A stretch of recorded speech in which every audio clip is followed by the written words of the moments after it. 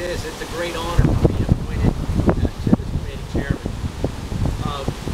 It is a great honor that I'm actually able to help the county I was born in, the county I live in.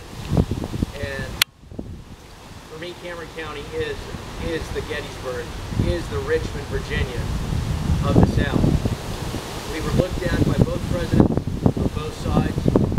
Both men wanted to control it. We are important.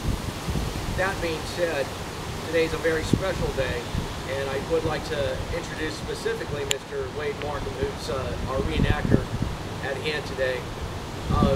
He's dressed in the federal blue, and today's a special day because today marks the day the Federal Union evacuated Fort Brown at Brownsville on March 20th, 1861. Of course, as we all know our history, this is weeks before the firing of Fort Sumter. So thank you, Wade, for showing up. What I would like to conclude today is a very small passage I found, and it's actually in Colonel Ripford's memoirs.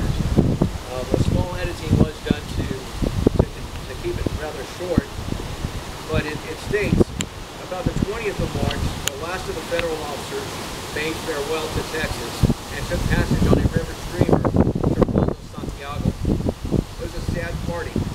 Colonel Ford said goodbye to men with whom he had served, with whom he had respected, and with whom he had faced danger. The future was full of uncertainty, dark and depressing. Each one of us felt a dread of what might befall us. A terrible war prediction for Civil War warned us, and we might meet as foes, and under a sense of duty, might take the life of a valued friend. Having been companions in former conflicts, having stood by each other as only warrior comrades can stand, we were extremely depressed, and it was a dreadful feeling to reflect these recollections of the past.